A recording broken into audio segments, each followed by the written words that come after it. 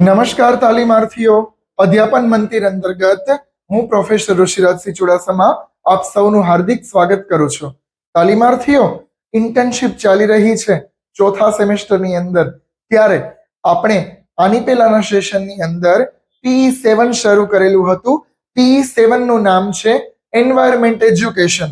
તાલીમાર્થીઓ, ખાસ કરી અને પર્યાવરણ શિક્ષણ જે છે એ તમારે ચોથા સેમેસ્ટરની અંદર PE7 પેપરના ભાગરૂપે ભણવાનું આવે છે. આની અંદર મુખ્ય 4 એકમો 4 યુનિટ આપવામાં આવેલા છે. તેમાંથી આપણે યુનિટ 1 એટલે કે એકમ 1 ની શરૂઆત કરેલી છે અને એકમ 1 ની અંદર આપણે 1.1 જે છે એ પૂર્ણ કરેલું છે. 1.1 ની અંદર ખાસ કરી અને આપણે જોયેલું હતું કે પર્યાવરણનો અર્થ, પર્યાવરણ શિક્ષણ એટલે શું, પર્યાવરણ શિક્ષણ જે છે એ ખાસ કરી અને કેવું છે, શા માટે છે, તે આપણે 1.1 ની અંદર પૂર્ણ કરેલું હતું. આજે આપણે વાત કરવી છે 1.2 એટલે કે 1.2 ની. તાલીમાર્થીઓ, ખાસ કરી અને 1.2 ની અંદર જે હેડિંગનું નામ છે, જે ટોપિક કે મુદ્દાનું નામ છે, એ આપણે સૌ પહેલા જોઈએ તો પર્યાવરણ શિક્ષણની વિભાવનાઓ. તાલીમાર્થીઓ, ખાસ કરી અને પર્યાવરણ શિક્ષણ એટલે શું એ આપણે સમજ્યા કે ભાઈ ખાસ કરી અને આપણે પ્રકૃતિના ખોળે જીવીએ છીએ તો સમગ્ર સૃષ્ટિ માટે પર્યાવરણ કેટલું જરૂરી છે અને પર્યાવરણ જે છે એ આપણા માનવ જીવનમાં અને સમગ્ર સજીવ સૃષ્ટિમાં કેટલું મહત્વનું છે એ આપણે તેમના અર્થની અંદર જોયું. હવે 1.2 ની અંદર છે પર્યાવરણ શિક્ષણની વિભાવનાઓ.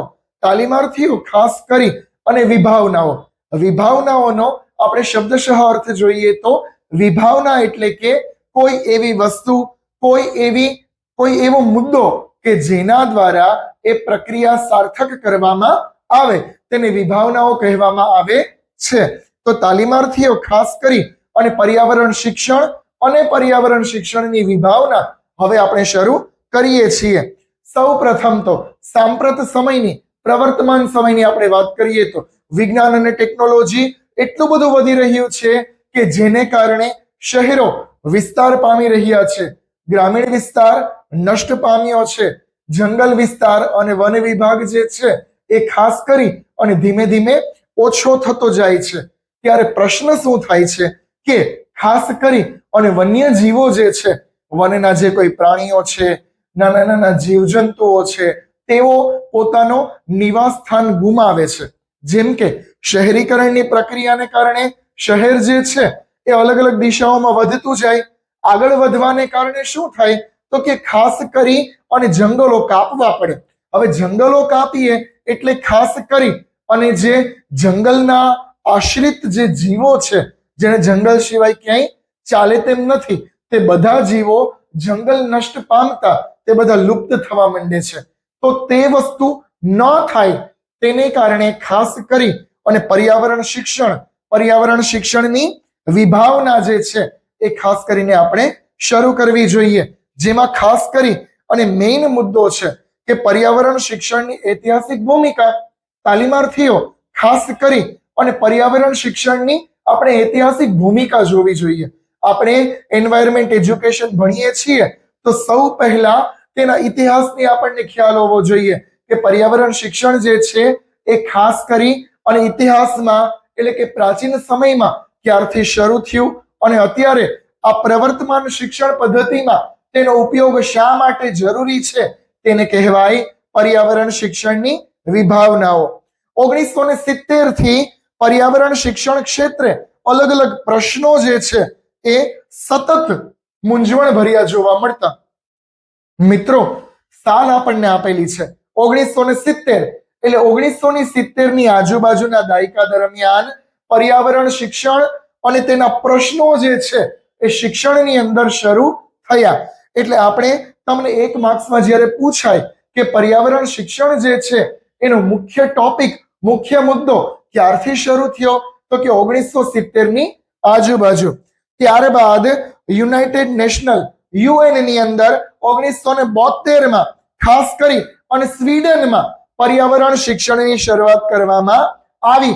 આંતરરાષ્ટ્રીય પરિષદ યોજાણી અને આંતરરાષ્ટ્રીય પરિષદની અંદર એવું નક્કી કરવામાં આવ્યું કે ભાઈ હવે પર્યાવરણ શિક્ષણ એજ્યુકેશનની અંદર લાવવું ખૂબ જરૂરી છે.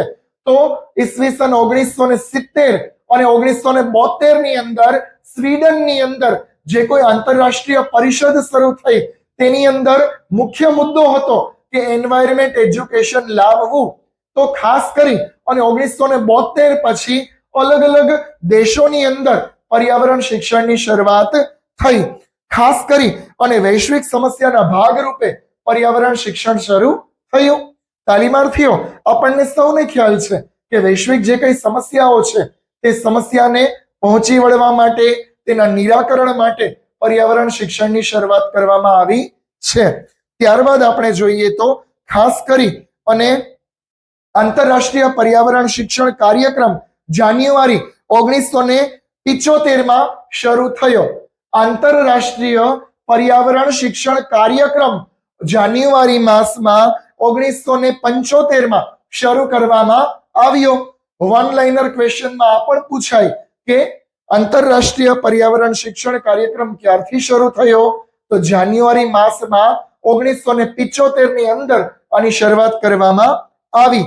ઓક્ટોબર 1975 માં તેના સંયુક્ત ઉપક્રમે ભારતમાં અને ભારતની અલગ અલગ શાળાઓમાં આંતરરાષ્ટ્રીય સ્તરે પર્યાવરણ શિક્ષણને એક વિષય તરીકે એક નૈતિક ફરજ બજાવવાની કામગીરી સોંપાઈ. તાલીમાર્થીઓ, 1975 બાદ ખાસ કરી અને રાષ્ટ્રીય શિક્ષણના ઉપક્રમે આંતરરાષ્ટ્રીય પર્યાવરણ જાળવણી માટે ખાસ કરી અને પર્યાવરણ શિક્ષણને એક વિષય તરીકેનો દરજ્જો આપવામાં આવ્યો. મિત્રો, તમે યાદ રાખો, ખાસ કરી અને 1970, 1972 અને 1975 ની અંદર આંતરરાષ્ટ્રીય સંયુક્ત જે સંઘ છે એના દ્વારા 1975 માં નિર્ણય લેવામાં આવ્યો કે ખાસ કરી અને પર્યાવરણના જતન સંરક્ષણ માટે અને પર્યાવરણ માટે બાળકો અને સમાજ જાગે, અલગ અલગ વ્યક્તિઓ જે છે તેનાથી જાગૃત બને એટલા માટે તેના સંયુક્ત ઉપક્રમે 1975 બાદ અલગ અલગ એજ્યુકેશનની સંસ્થાઓમાં પર્યાવરણ શિક્ષણને વિષય તરીકે સ્થાન મળ્યું છે. વૈશ્વિક સમસ્યાઓને પહોંચી વળવા માટે અલગ અલગ વર્કશોપ, સેમિનાર, અલગ અલગ સભાઓ અને જેના દ્વારા પર્યાવરણ શિક્ષણને સ્થાન મળ્યું તેની સમીક્ષાઓ થઈ. અલગ અલગ રીતે પર્યાવરણ શિક્ષણને એક સ્થાન આપવા માટે સેમિનારો, વર્કશોપ, ડિબેટ, અલગ અલગ કાર્યક્રમોની રચના થઈ અને તે રચના દ્વારા પર્યાવરણ શિક્ષણ અલગ અલગ શૈક્ષણિક સંસ્થાઓમાં એક વિષય તરીકે શરૂ થયું. ઓક્ટોબર 1977 માં ખાસ કરી અને જ્યોર્જિયામાં જે સંયુક્ત પરિષદ મળી તેમાં પ્રથમવાર પર્યાવરણ શિક્ષણને ત્રિવર્ષીય કાર્યક્રમમાં ઘડવામાં આવ્યો. ઓક્ટોબર 1977 ની અંદર જે જ્યોર્જિયામાં અલગ અલગ આંતરરાષ્ટ્રીય પરિષદ યોજાઈ તેમાં ખાસ કરી અને ત્રિવર્ષીય પર્યાવરણ શિક્ષણ લાગુ કરવામાં આવ્યું. આ ઉપક્રમે ભારત અને અન્ય દેશોની અંદર પર્યાવરણ શિક્ષણને વિષય તરીકે સ્વીકારવામાં આવ્યો.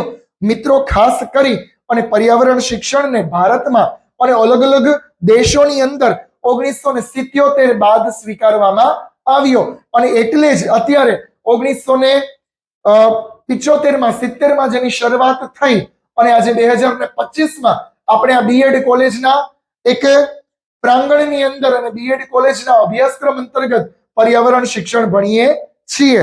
તો આ છે પર્યાવરણ શિક્ષણની પાશ્ચાત્ય ભૂ એટલે કે એની ઐતિહાસિક ભૂમિકા. બરાબર છે.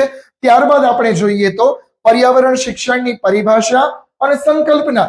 તાલીમાર્થીઓ, એઝ અ ટીચર તમારે સૌએ એ ખ્યાલ રાખવાની ખૂબ જરૂર છે, ઘણી આવશ્યકતા છે કે પર્યાવરણ શિક્ષણની સંકલ્પના અને તેની પરિભાષાઓ.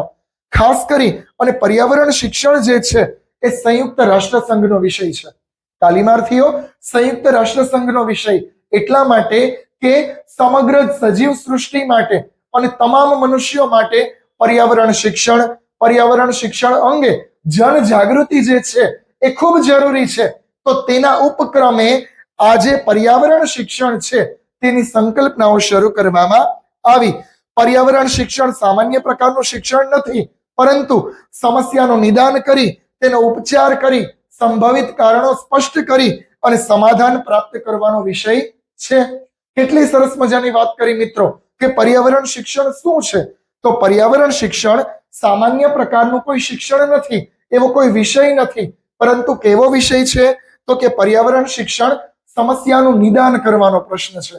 સૌ પહેલા તો સમસ્યા જાણવાની, સમસ્યા જાણ્યા બાદ તેનું નિદાન કાર્ય કરવાનું, ઉપચાર કરવાનો, ત્યારબાદ તેના અલગ અલગ સંભવિત કારણો જાણી અને આ રીતે સમસ્યાનું નિરાકરણ લાવવા માટે પર્યાવરણ શિક્ષણનો ઉપયોગ કરવામાં આવે છે. પર્યાવરણ શિક્ષણની અલગ અલગ વ્યાખ્યાઓ આપણે પરિભાષા જોઈએ તો પર્યાવરણ શિક્ષણ ખાસ કરી અને સુરક્ષાના ઉદ્દેશ દ્વારા સિદ્ધ કરવામાં આવતું એક શાસ્ત્ર છે. પર્યાવરણ શિક્ષણ શું છે તો કે પર્યાવરણ શિક્ષણ સુરક્ષાના ઉદ્દેશ્યને સિદ્ધ કરવામાં આવે છે તે માટેનું એક શાસ્ત્ર છે. સુરક્ષાનો ઉદ્દેશ એટલે તાલીમાર્થીઓ આપ સૌને ખ્યાલ છે કે આખી જે આપણી પૃથ્વી છે, માનવ સમાજ છે, એ બધાને એક પૃથ્વીને રક્ષણની જરૂર છે. તો રક્ષણ ક્યારે આવશે તો કે ખાસ કરી અને જન જાગૃતિ આવશે.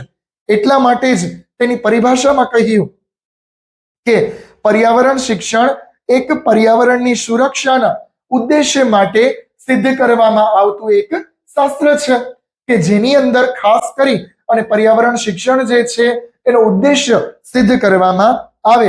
પર્યાવરણ શિક્ષણ જીવન પર્યંત સંપૂર્ણ જીવનના અને સમાજના અલગ અલગ ભાગોને સ્પર્શતું શાસ્ત્ર છે.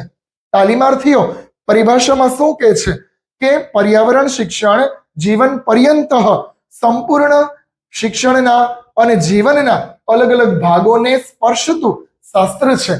મનુષ્ય જીવનના, સામાજિક જીવનના ખાસ કરી અને અલગ અલગ જે આપણા પાસાઓ છે એ બધાને સ્પર્શતું શાસ્ત્ર એટલે કે પર્યાવરણ. કારણ કે તાલીમાર્થીઓ મને અને તમને સૌને ખ્યાલ છે કે આપણને ખાસ કરી અને સૌ પહેલા એક રોટી, કપડાં અને મકાન પ્રાથમિક જરૂરિયાત આપણી સંતોષાવી જોઈએ, ત્યારબાદ આપણે અન્ય જરૂરિયાતો સુધી પહોંચી શકશું.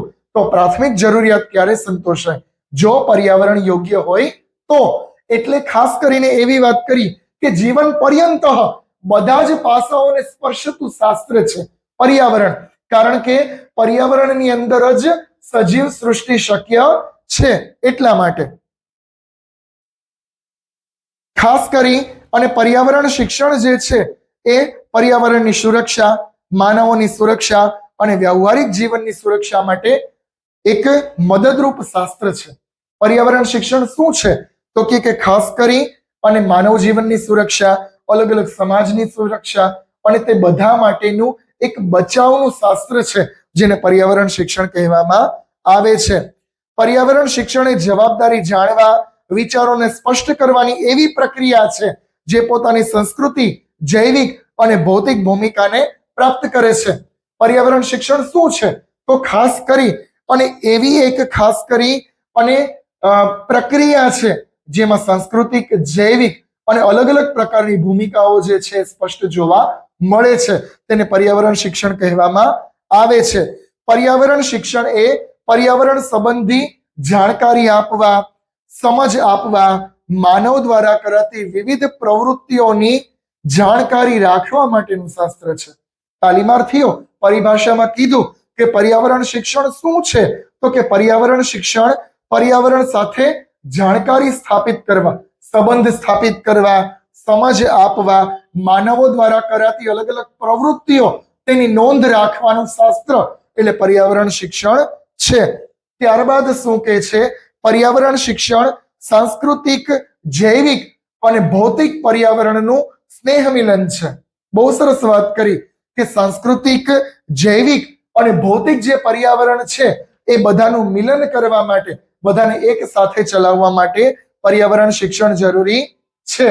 તો આ રીતે પર્યાવરણ શિક્ષણની પરિભાષાઓ અને પર્યાવરણ શિક્ષણની સંકલ્પનાઓ અંતર્ગત આપણે પર્યાવરણ અધ્યયનની પ્રક્રિયા એટલે શું તે જોઈએ તો જેમાં વિદ્યાર્થીઓ પર્યાવરણ સાથે જ્ઞાન અને સમજ પ્રાપ્ત કરે. ખાસ કરીને વિભાવનાની અંદર શું છે તો કે પર્યાવરણ શિક્ષણ એ એવું છે કે જેમાં વિદ્યાર્થીઓ તેનું જ્ઞાન અને સમજ પ્રાપ્ત કરે.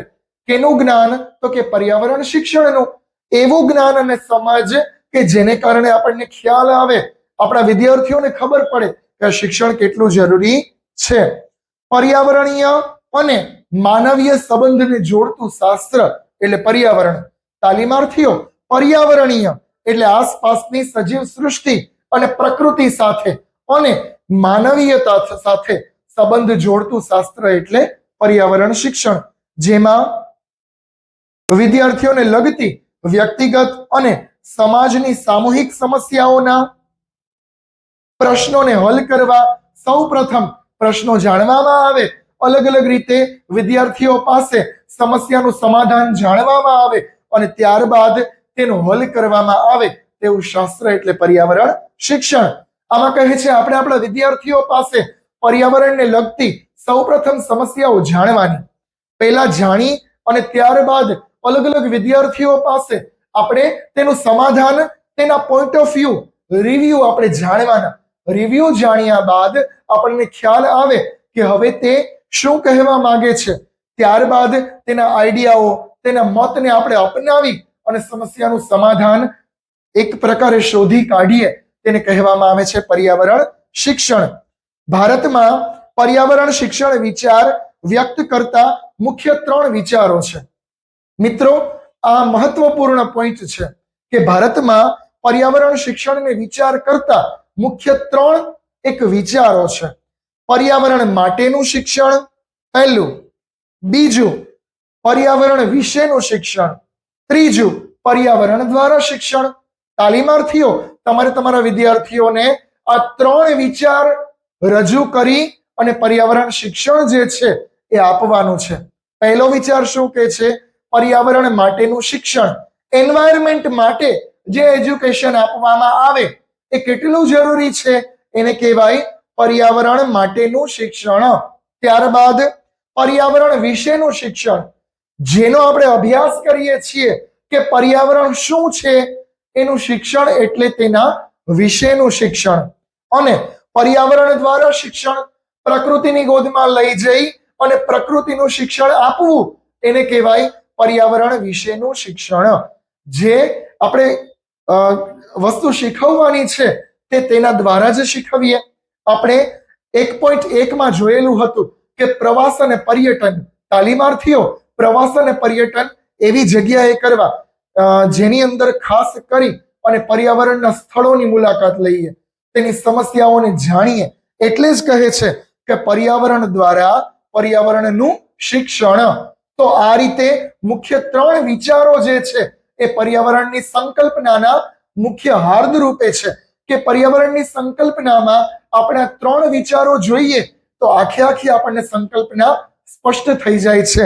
તો તાલીમાર્થીઓ, પર્યાવરણની પરિભાષા, પર્યાવરણની સંકલ્પના એ આપણે જોઈ. ત્યારબાદ આપણે જોઈએ તો પર્યાવરણ શિક્ષણનું મહત્વ. તાલીમાર્થીઓ, પર્યાવરણ શિક્ષણ એટલે શું? પર્યાવરણ શિક્ષણની વિભાવનામાં ખાસ કરી અને સંકલ્પના અને તેની પરિભાષાઓ જોયા બાદ હવે આપણે જોવાનું છે પર્યાવરણ શિક્ષણનું મહત્વ. આપણે કોઈ પણ જ્ઞાન લઈએ કે કોઈ પણ કામ કરીએ તો સૌ પહેલા આપણને તેના મહત્વનો ખ્યાલ હોવો જોઈએ. કારણ કે શું કામ? કાર્યકારણ સંબંધ એકબીજા સાથે જોડાયેલો છે. ખાસ કરી અને કોઈ પણ વસ્તુનું જ્ઞાન મેળવવું હોય અથવા મિત્રો કોઈ પણ કામ કરવું હોય તો તેની પાછળ કારણ ખૂબ જરૂરી છે. તો આજે આપણે P7 અંતર્ગત પર્યાવરણ શિક્ષણ ભણીએ છીએ તો તેનું મહત્વ પણ આપણને ખ્યાલ હોવો જોઈએ. તો મહત્વની અંદર આપણે જોઈએ તો સૌરમંડળમાં માત્ર પૃથ્વી જ એક એવો ગ્રહ છે કે જેની અંદર ખાસ કરી અને સજીવ સૃષ્ટિ શક્ય છે. તાલીમાર્થીઓ, આપણને અને આપણા વિદ્યાર્થીઓને ખ્યાલ જ છે કે જે 9 ગ્રહો છે, અલગ અલગ ગ્રહો, ઉપગ્રહો છે, તેમાં એક અને માત્ર એક જ પૃથ્વી એવી છે, એવો ગ્રહ છે કે જેના ઉપર ખાસ કરી અને સજીવ સૃષ્ટિ શક્ય છે. તો એક પૃથ્વીનું જે પર્યાવરણ છે એ સજીવો માટે નાનામાં નાના જીવાણુથી લઈ અને કદાવર પ્રાણીઓ સુધી, જેમાં મનુષ્યનો પણ સમાવેશ થાય, બધા માટે, સજીવ સૃષ્ટિ માટે આ પૃથ્વી એક જ અનુકૂળ છે.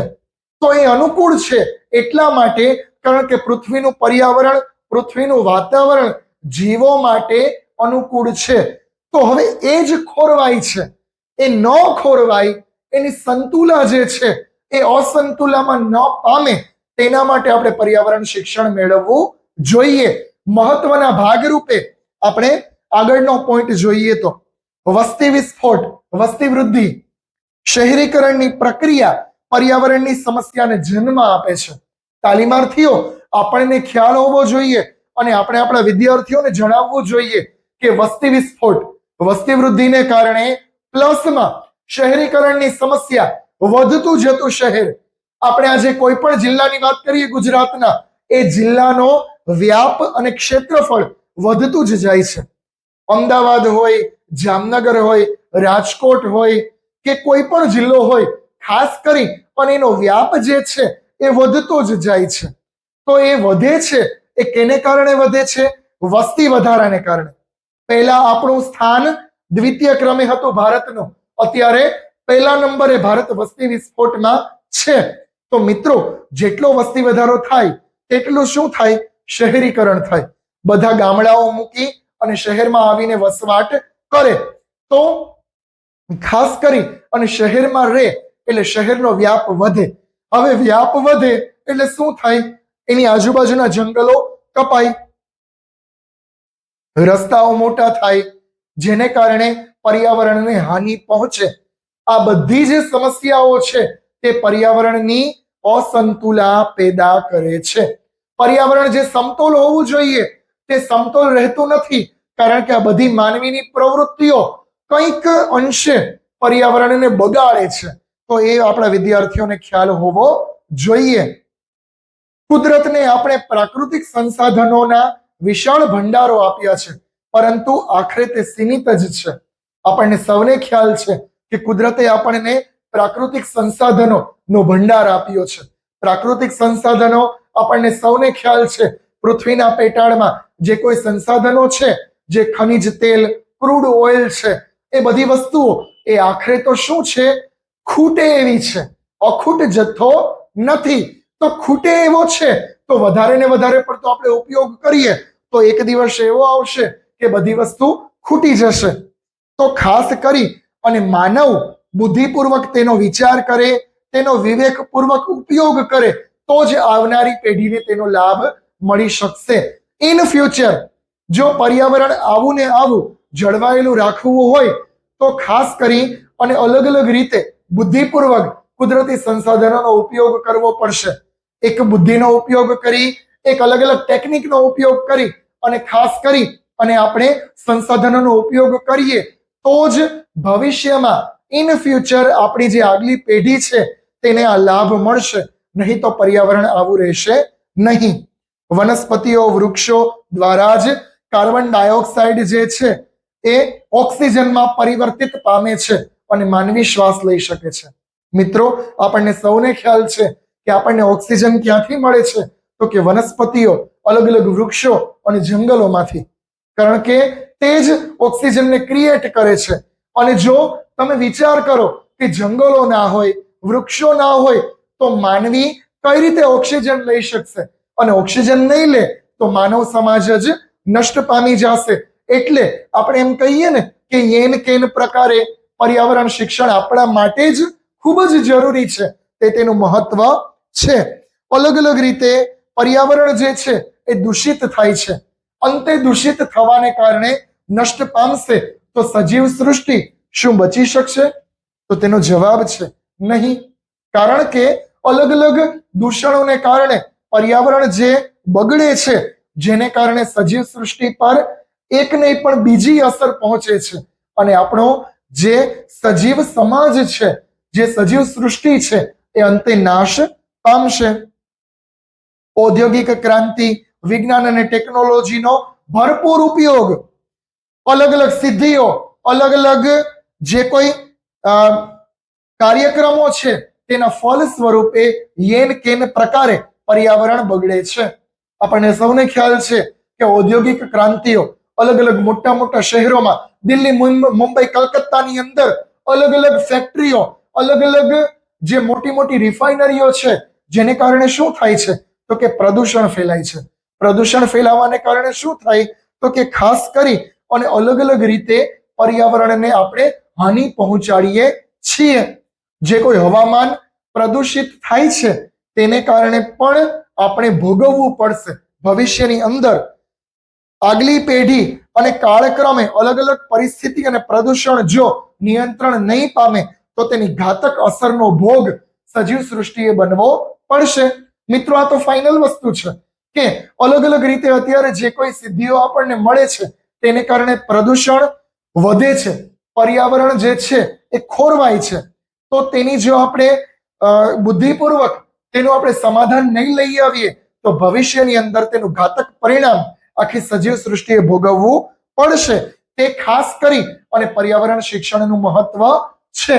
તો તાલીમાર્થીઓ પર્યાવરણ શિક્ષણના મહત્વની અંદર ખાસ કરી અને આપણે આટલા મુદ્દા જોયેલા છે કે આટલા મુદ્દાઓ દ્વારા આપણે પર્યાવરણ શિક્ષણ આપણા વિદ્યાર્થીઓને પણ તેનું મહત્વ સમજાવવાનું છે. પર્યાવરણ શિક્ષણના હેતુઓ અને ઉદ્દેશો. પર્યાવરણ શિક્ષણની વિભાવનામાં એના પછીનો પોઈન્ટ છે 1.2 ની અંદર કે પર્યાવરણ શિક્ષણના ઉદ્દેશો અને હેતુઓ. તાલીમાર્થીઓ આપણે મહત્વ જોયા બાદ એના પછી આપણે તેના હેતુઓ અને ઉદ્દેશ્યો જોવાના છે કે કયા હેતુ અને કયા ઉદ્દેશ્યને આપણે કામે લગાડીએ, કાર્યરત કરીએ તો આપણે પર્યાવરણને બચાવી શકીએ છીએ. તો હેતુઓની અંદર આપણે ખાસ કરીને જોઈએ તો પહેલું, સભાનતા અને જાગૃતતા. મનુષ્ય સમાજની વાત છે. જો તાલીમાર્થીઓ યુનિવર્સિટી તમારી પાસે અપેક્ષા રાખે છે કે વેલ એજ્યુકેટેડ જે શિક્ષકો છે એનામાં આ હેતુઓ સિદ્ધ થાય, આપણી અંદર પર્યાવરણ જગાડવાની ભાવના હશે તો ખાસ કરી અને આપણા વિદ્યાર્થીઓમાં આવશે. એટલે જ હેતુઓ અને ઉદ્દેશ્યોની અંદર પહેલો પોઈન્ટ છે સભાનતા અને જાગૃતતા. સમગ્ર પર્યાવરણ અને તેની સંબંધિત સમસ્યાઓ માટે સૌને જાગૃત બનાવી અને સંવેદનશીલ પ્રશ્નો રજૂ કરવા જોઈએ. તાલીમાર્થીઓ બધાને જાગૃત કરવાની વાત છે, સભાન કરવાની વાત છે કે આવું થઈ રહ્યું છે તો ભવિષ્યમાં આવું થશે. તો એના માટે સંવેદનશીલ પ્રશ્નો તમે તમારા વિદ્યાર્થીઓને કહો, એને પ્રશ્નો દ્વારા તમે મોટિવેશન આપો કે પર્યાવરણ બચાવવું જરૂરી છે. બીજો ઉદ્દેશ્ય છે જ્ઞાન. સૌ પ્રથમ તો સાચું જ્ઞાન આપવાની વાત છે. જરૂરિયાત છે કે પર્યાવરણનું એક ખોરવાઈ રહ્યું છે તો તેનો બચાવ કેમ કરવો એનો જ્ઞાન આપવું કે આપણે આ પ્રવૃત્તિઓ કરીએ તો પર્યાવરણ બચી શકે છે. એક્ઝામ્પલ આપણે જોઈએ તો રિસાયકલ. આપણે જેમ કહીએ ને કે રિસાયકલની પદ્ધતિ, અલગ અલગ કચરાઓ જે છે એનો પણ ઉપયોગ કરીએ, અલગ અલગ આપણે જેને કહીએ છીએ કે વેસ્ટમાંથી બેસ્ટ બનાવીએ.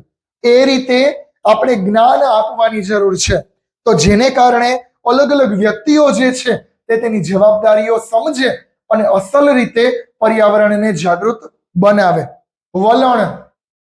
ત્રીજો હેતુ અને ત્રીજો ઉદ્દેશ્ય છે વલણ. મનુષ્યો અને વ્યક્તિઓના વલણની અંદર એક ફેરફાર કરવાની જરૂર છે. એઝ અ ટીચર તમે અને તમારા વિદ્યાર્થીઓ જે છે એવી જન જાગૃતિ અને પર્યાવરણ જાગૃતિ માટેની ઝુંબેશ ઉપાડો. અને જેને કારણે શું થાય તો કે ખાસ કરી અને એવું વલણ પેદા થાય સમાજમાં કે ખરેખર પર્યાવરણને પ્રદૂષિત થતું અટકાવવું જ જોશે. એ વલણ પેદા કરવાની વાત કરે છે. કૌશલ્યો, સ્કિલ. એવી સ્કિલ ડેવલપ કરો તમે અને તમારા વિદ્યાર્થીઓમાં કરાવો કે ખાસ કરી અને પર્યાવરણની સમસ્યાઓ જે છે એનું અનિવાર્યપણે સમાધાન લાવવું જોઈએ. કમ્પલસરી કરી આપો કે પર્યાવરણની જે કોઈ સમસ્યા છે તેનું સમાધાન જરૂરી જ છે એવો પોઈન્ટ છે એ રજૂ કરી દો. મૂલ્યાંકનની ક્ષમતા અને કુશળતા. ત્યારબાદ કાર્ય કર્યા બાદ મૂલ્યાંકન ખૂબ જરૂરી છે.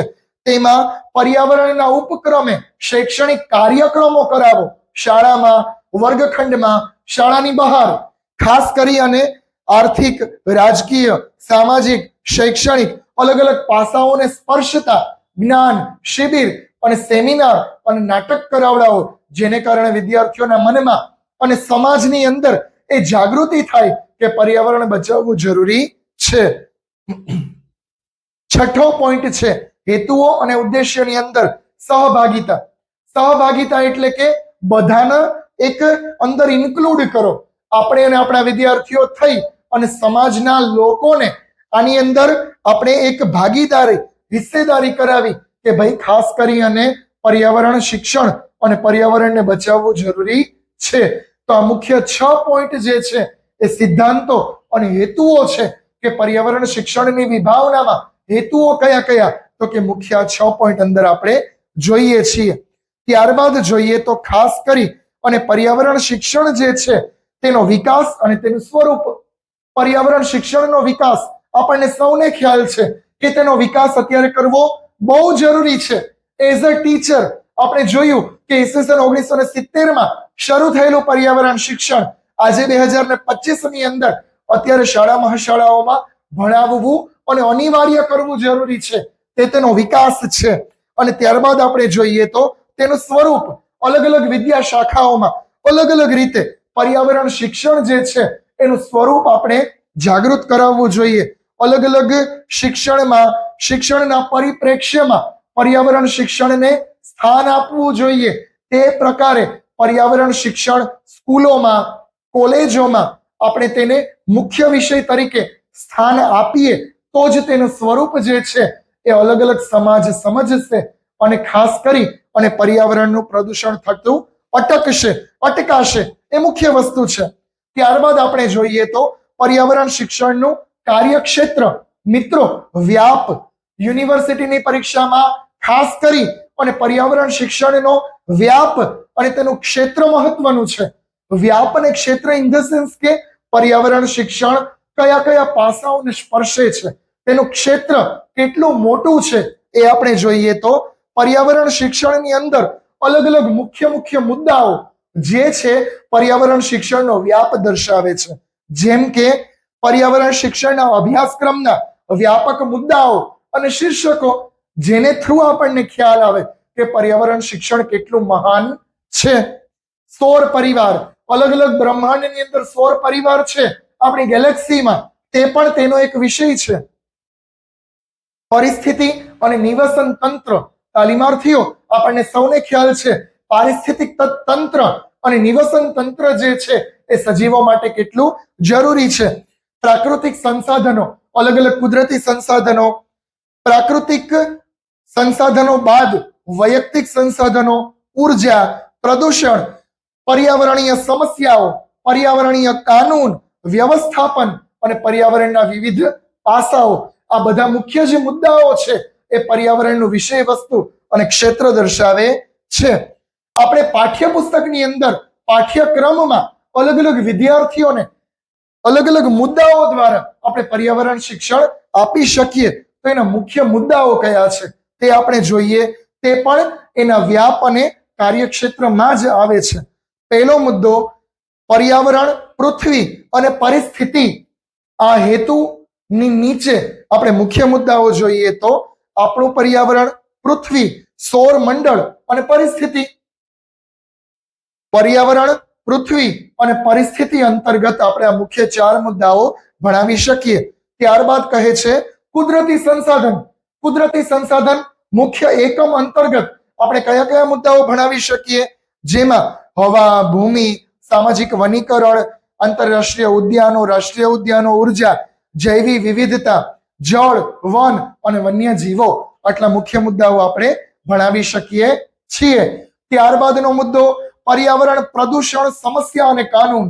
અલગ અલગ પર્યાવરણનું જે પ્રદૂષણ થાય છે તે માટે મુખ્ય રીતે પર્યાવરણીય પ્રદૂષણ, વસ્તી વૃદ્ધિ, ધ્વનિ પ્રદૂષણ, કચરો અને ગંદકીનો નિકાલ, પર્યાવરણીય સમસ્યાઓ, પર્યાવરણીય કાયદાઓને લાગુ કરવા.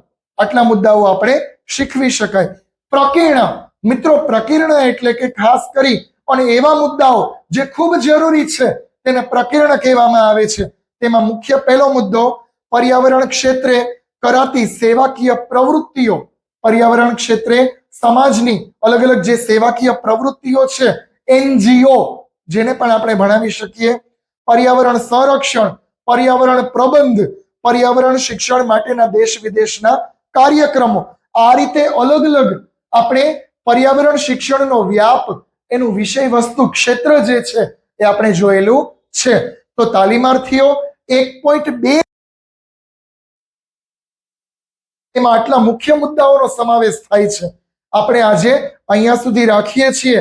તમને કંઈ પણ ન સમજાય તો આપ સૌ મને કમેન્ટ દ્વારા પૂછી શકો છો આપના પ્રશ્નો, અને આપના મંતવ્યો મને જરૂરથી જણાવજો. આવા ને આવા શિક્ષણને લગતા વિડીયો જોવા માટે મારી ચેનલને લાઈક અને સબસ્ક્રાઇબ કરો. સૌનો આભાર. Thank you.